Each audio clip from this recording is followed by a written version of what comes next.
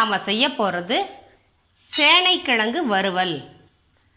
சேனைக்கிழங்க நல்லா பழைய கிழங்காக பார்த்து வாங்கிக்கணும், காஞ்சதாக.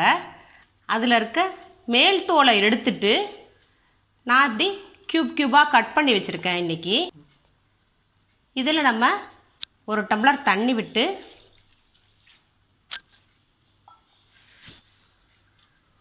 உப்பு கொஞ்சமாக ஒரு 1/4 டீஸ்பூனும்,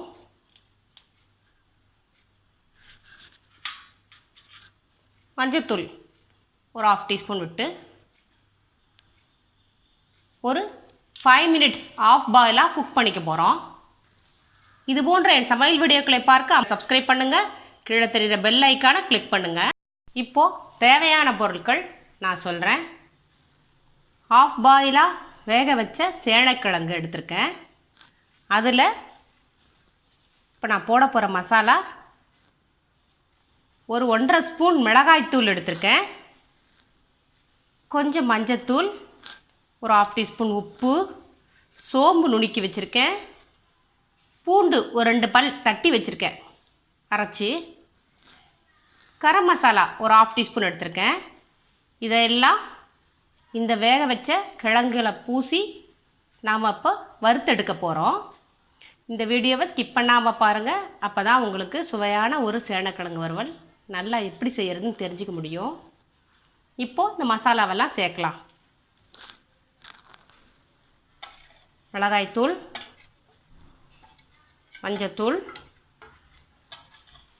கரம் மசாலா, பூண்டு நுணுக்கியது, சோம்பு நுணுக்கியது, உப்பு. இப்போ எல்லாத்தையும் நம்ம சேர்த்துட்டோம். இப்போ கிழங்கு மேலே போட வேண்டிய மசாலாலாம் தடவி ஒரு 5 நிமிஷம் ஊற வச்சுருக்கேன். இந்த கிழங்கை வேக வச்சு எடுத்து ஆற வச்ச பின்னாடி தான் மசாலா பூசணும், இல்லைன்னா இது நொறுங்கி போயிடும் கிழங்கெல்லாம். பேனில் வறுக்கிறதுக்கு தேவையான அளவு 1 கப் ஆயில் விட்டுருக்கேன். இப்போ அதில் இந்த கிழங்கை போட்டு வறுக்க போகிறோம்.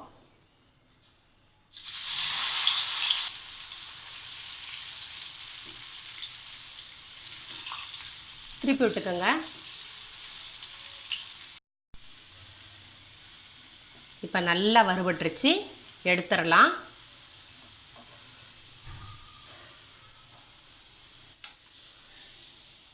எடுத்தாச்சு. சேனைக்கிழங்கு வறுவல் மொறுன்னு சூப்பராக ரெடி ஆயிடுச்சு. இதுபோல் என் மற்ற சமையல் வீடியோக்களை என் சேனலில் போட்டிருக்கேன், பாருங்கள். அது உங்களுக்கு ரொம்ப பயனுள்ளதாக இருக்கும். என் சமையல் குறிப்புகள், டிப்ஸ்கள், சீக்ரெட்ஸ்கள், செய்முறை விளக்கங்களை பார்க்க சப்ஸ்கிரைப் பண்ணுங்கள். வீடியோக்கு கீழே தெரியுற பெல் ஐக்கானை கிளிக் பண்ணுங்கள். லைக் பண்ணுங்கள், கமெண்ட் பண்ணுங்கள், ஷேர் பண்ணுங்கள். இதுபோல் உங்களுக்கு வேறு ஏதாவது ரெசிபி தேவைப்பட கமெண்ட் பாக்ஸில் போய் சொல்லுங்கள், நான் செஞ்சு அப்லோட் பண்ணுறேன். நன்றி.